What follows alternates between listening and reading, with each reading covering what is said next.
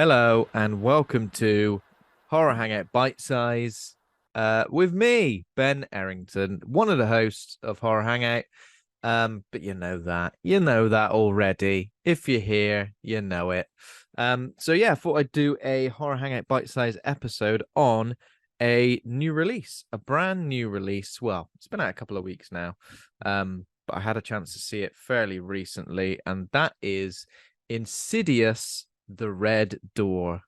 And that is the fifth installment in the Insidious franchise. Can you believe it?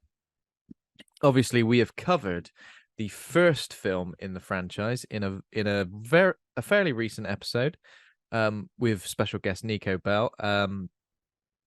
Andy led the way on that episode, and it's a franchise that I have kind of always pretty much written off as some of the, I don't want to say worst, but some of the weakest of like this modern type of supernatural horror movie. And I say modern, like obviously the first one came out in 2010, 2009, 2010, 2011. Sorry, I'm way off. No, getting mixed signals here. It says 2011 and it says 2010. 2010. And I've always kind of written it off because I remembered never really enjoying the first one too much. And then I'd only seen the second one, so I'd never seen Chapter 3 or The Last Key until recently. So I've watched all of them now. I am officially a Insidious franchise completionist. And yeah, I still kind of feel like it's not great, but maybe I appreciate it a little bit more than I did originally, where obviously I'd pretty much totally written it off.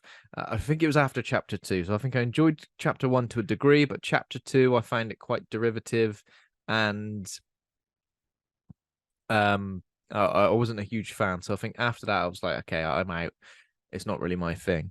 But then obviously I've picked up Chapter 3 and The Last Key, and what I will say about Chapter 3 and The Last Key is that Lin Shaye and her sidekicks, she's the sidekick, and her her sidekicks are 100% the strongest part about these films. And initially, from the first film into the second film, I was kind of not sold on that.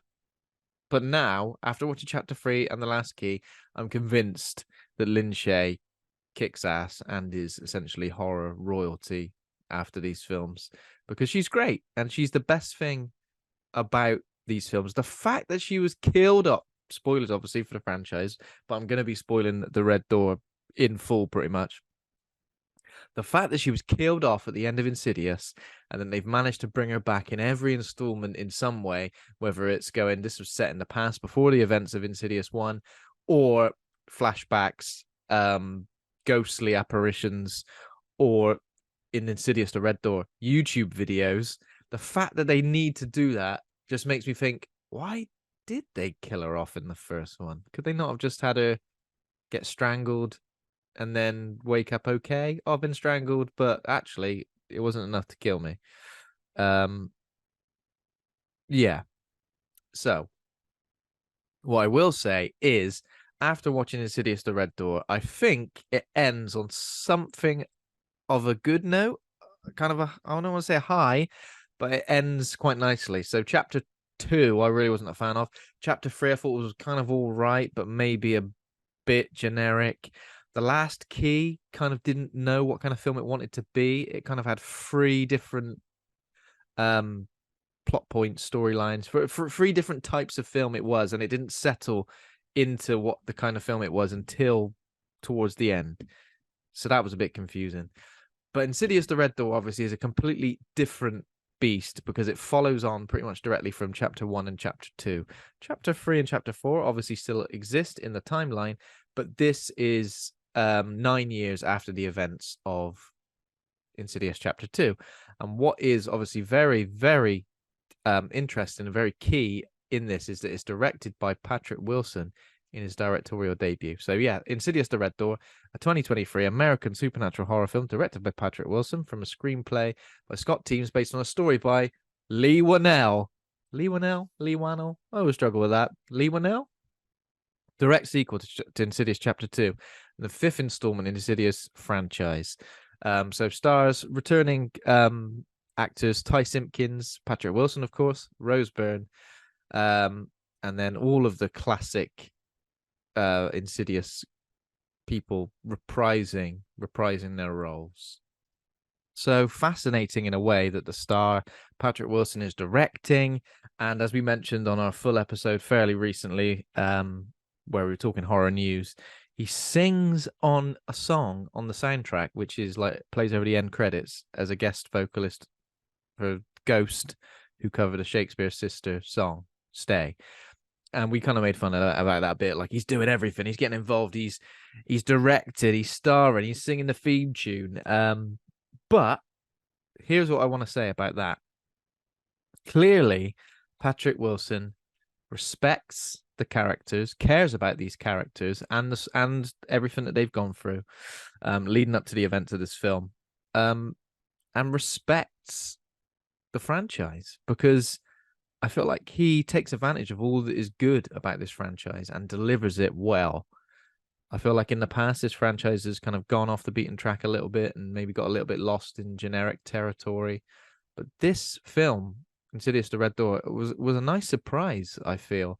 Based on, I mean, the performance of Ty Simpkins as well. Obviously, 9 years after he was in the coma in the events of Insidious and Insidious Chapter 2. He's evolved into a great actor.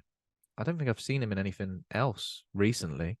But yeah, he's evolved into a great actor. And it's really strange because this family dynamic, I was always kind of annoyed by and didn't really take to it in Insidious 1 and Insidious Chapter 2. But the way they implement it in this film and the way they flash back to it and include the events of Chapter 2 in the storyline of this film is actually really well done. And yeah, I'm surprised by how much I enjoyed it. I don't think it's a perfect film by any stretch. It does still have some predictable scares and yeah, some generic moments as well. But I just think overall it's a nice line under the franchise. I mean, as a trilogy, Insidious Chapter 2 and Insidious: The Red Door, I think is pretty solid, I would say. As I said, I'm not a huge fan of Chapter 2, but once you watch it in context with this film and everything it sort of does flash back to and refer back to, I think it's solid. It's solid. So I'll do a brief run through of the plot. So obviously, if you haven't seen Insidious: The Last Key, maybe skip to the end or miss out this bit, because I won't be going into as much detail as I do on a main episode. So essentially, this film takes place 9 years after the possession. Josh Lambert, who is played by Patrick Wilson, the dad. He's a dad, and he's more dad than ever in this film. You know, he's as much of a dad has ever been in this movie.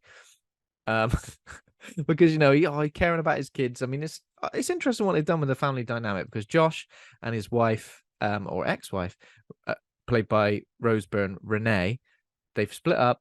They've been divorced, and it's all kind of like caused by the events of Insidious 1 and 2. Because after the events of Insidious 1 and 2, him and his son, played by Ty Simpkins, Dalton, don't go back to Dalton.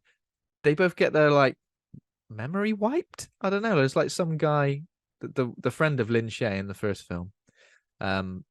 He's got like a Men in Black style memory wipe technique where he just kind of goes, okay, now close your eyes and drift further and further into the yes, of course, and now you will forget everything that's happened in the last 2 years about all the ghosties and the fervor and everything to do with that. You'll remember that he was in a coma, Ty Simpkins, but you don't remember anything about supernatural stuff.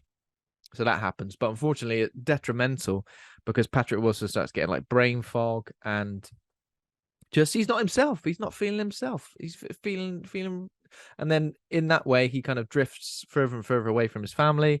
Isn't as great a dad as he potentially was before, even though he was quite work orientated.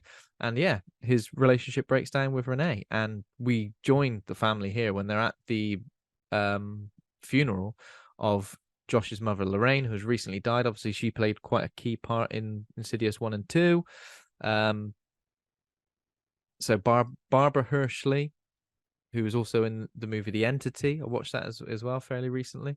So she's passed away, but his relationship with Dalton's like as bad as it's ever been. Dalton's all like doesn't really communicate with him, and Dalton's like an interesting guy. He's an interesting character. He's very art orientated. He's good at drawing. He's good at he does like a picture of Lorraine of his grandmother. A pencil sketch is really good, and he's kind of quite an introvert, I would say, and he's lashing out a bit at Josh in a way, kind of acting like he's not interested. But yeah, the family dynamic is broken, but everyone's kind of getting on the best they can. So Josh tries to heal things essentially by dropping Dalton off to college. They have a road trip, but he's got his headphones in. He's not really interested. But yeah, he's trying to like communicate to him like how he feels and the fact that he has this brain fog and he's not been feeling himself for a long time, and that's why he struggled a bit. But he takes him to a nice art college, which is apparently quite expensive, and takes him to his dorm. But then they get into an argument, and it all comes out like, "Oh, you're a twat." No, I'm not.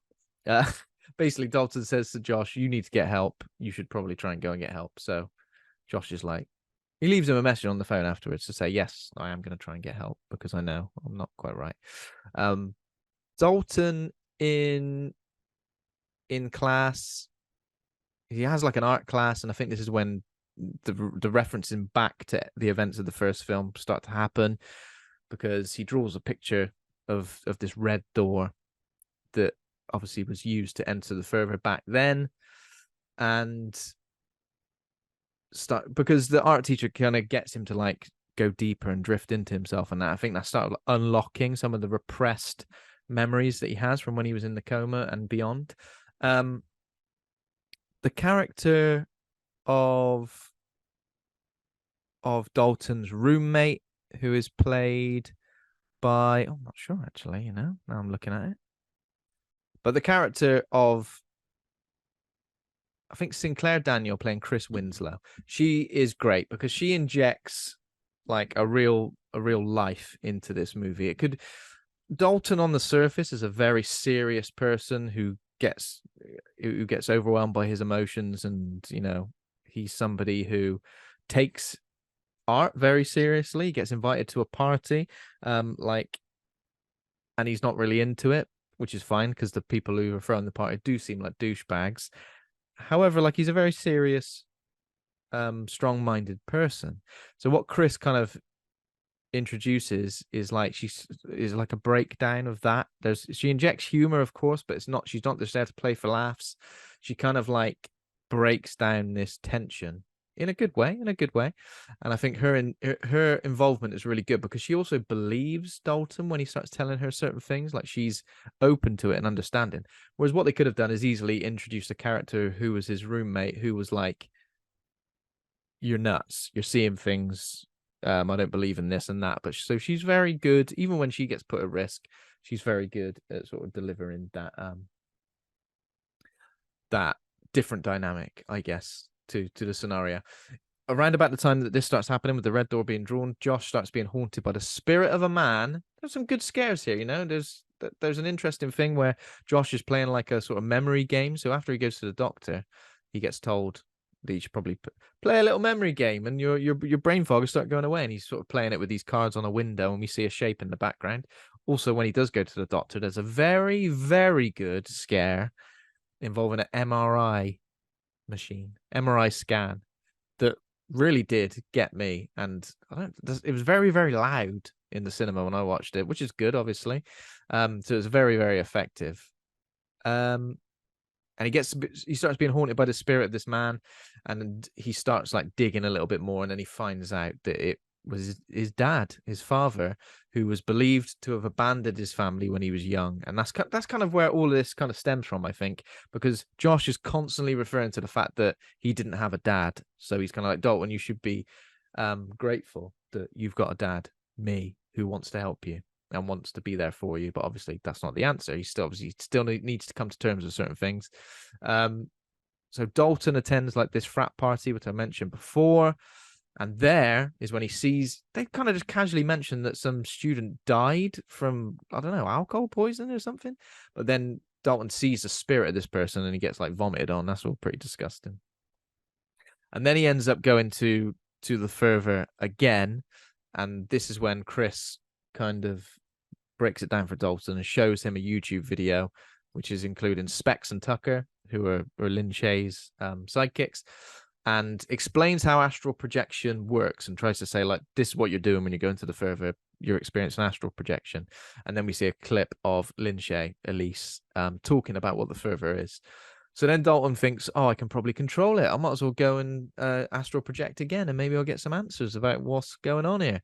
And Chris like watches over his body, so because they do it in where the frat party was held as well, to try and sort of make connection with this vomit ghost. But then while that's happening, Chris gets attacked by an unseen entity. Chris rushes back to his body, and that's when we see the red-faced demon, old Darth Maul himself from the first film, the one that tormented him as a child, is back. It's caught up to him in the fervor, found him. Oh, you're back, are you? Well, I'm going to get you. And after Chris gets hurt, she's like upset with him and sort of tells him to stop using his abilities. And then Dalton's well, he did call his brother Foster. So we mentioned in the first film, his brother Foster kind of gets left at the wayside while all this is happening. He's like doing good at school and that, and everyone's like, we don't care. Dalton's been bloody possessed. All right, he's in a coma. We got to sort him out. But so the brother, same actor as well, gets sort of involved at this stage and calls up Dalton and says about a recurring dream he used to have where Josh, their dad, Patrick Wilson, was trying to kill them. The Shining style. This is when he goes all scary and nuts and Jack Torrance and comes after them in the second film. And this kind of makes Dalton's memory, it spurs on his memory, and he finishes the painting, which shows, and he manages to paint Josh looking possessed in front of the red door, holding a bloody hammer. And this effect has Dalton get pulled into the fervor where he experiences the possessed Josh attack them back in the second film. And then he tackles Josh. Now I never saw whether this was like linked back, whether this like he did get tackled by some unseen force in the second film. I don't know, probably not. But yeah, it'd been good if it linked back to that. That would have been really interesting. And he ends up being like transported and stuck in like the red-faced demon's lair. Around about this time, Josh is still researching his father, discovers that he killed himself while institutionalized in a mental hospital. So obviously, even though his mum said he was abandoned, he abandoned them. The dad has obviously he was institutionalized. So there's a little bit there about secrets. And then he goes to Renee, goes back to Byrne and sort of says, all this has been happening about brain fog and all these things, and I'm struggling, I'm seeing things and being haunted essentially. And that was when Renee reveals the truth and says, this is what happened a decade ago. You had your memory wiped by someone with Men in Black memory wipe abilities. But your father also had the ability to astral project and believe the things he saw were a result of a mental illness. So again, like generational trauma is very, very present in this film. From Josh and his father down to Dalton as well, and I think it's dealt with really well. It's dealt with, it makes sense, you know. And of course, you could watch this film and think all of these things are just a manifestation, a representation of that generational trauma. But in this instance, we've got actual scary ghosties, Darth Maul face, for example. And then Foster turns up, shows them a photo of Dalton's painting that he'd been texted, and realized that Dalton's in bloody danger. So rather than getting there, because it's quite far away, this college, you can't just drive there. Renee helps Josh basically go back into the fervor, like sort of not hypnotizes him, but just goes, how did he do it? Like count back down from 10 and you sort of drop into it. So Dalton's like trapped in the demon's lair, and while this is happening, the demon's possessed Dalton and is attempting to kill his friend Chris. But luckily Josh manages to find and free Dalton, and then the possession ends. The demon's like chasing them through the red door, and there's quite an interesting moment where Josh like tries to keep the door shut to keep it safe. But when Dalton returns to his body, wakes up, he just paints over the red door with this black paint, and then in the fervor we see the door being marked out with black paint as well, which is, I think, is a good visual. So it seals the door and the fervor, and old Darth Maul faces stuck in there as well. Then we get one of those bits where Josh meets his father's spirit, who like helps guides him back into the living world. Again, this is him coming to terms with that generational trauma and the problems that he's had with having no father figure. This is kind of like him coming to terms with that. And once he gets back, him, Renee, and the kids all have dinner together, and it's kind of like hinting at a possible reunion. And when he leaves, he sees an older lady, and it's Elise. And of course, he doesn't remember her from 2 years ago because of the old memory problems. But she tells him he has a bright future ahead, and then obviously he realizes she does a Batman on him. She just vanishes into nothingness. And then he obviously realizes that she was a spirit guiding him, or just talking to him. He could have helped Elise, for God's sake. He was stuck in, we were in the fervor not so long ago. And then he drives to Dalton's college, where they like reconcile. And then they see on the wall that Dalton's done a nice painting of Josh, not a nasty painting like the red door. It's him carrying Dalton out of the fervor, like a shot from the first film. How do you remember that? Buried deep inside. Apparently there's an end credit scene where the light above the sealed door begins to blink back on. I didn't see that. I didn't stay for that. But obviously, you got to put some sort of hint in there, because they might go, this is the end. But in a couple of years, someone might go, that Insidious made a load of money, which it has. It has made a lot of money at box office so far. We need another one. Can we open this further up again? Interested? No. What I will take away from it is the fact that Patrick Wilson seems to be like a very accomplished director, and horror, well, definitely horror, like of this type of horror, could be his wheelhouse, whether he would do something different as well. But this could be interesting. It's interesting to see everybody involved in these films when they go off and do other things in the horror realm, or Blumhouse and stuff like that.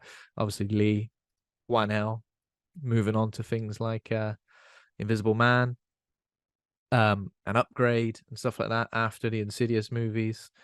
So yeah, I think if you're a fan of Insidious movies, this, when you think, oh, it's the 5th installment, you might think, man, maybe this is one step too far. Not at all. I think it is I preferred it to 2, 3, and 4, I believe. I think this alongside, I mean, you kind of need chapter 2 to make sense of some things, but I think this alongside the first film are definitely the strongest of all of them. And yeah, I look forward to whatever Patrick Wilson decides to do in the future. Starring in films, acting in films, singing the theme tune in films, doing costume and makeup, just doing everything. Oh, I'll have a go at the editing, please. What's that? Editor? No, I'll do it at home. It's fine. He's a man of many talents. So yeah, I recommend Insidious: The Last Key. And thanks for tuning into this bite-sized episode. Catch you next time. And yeah, take it easy.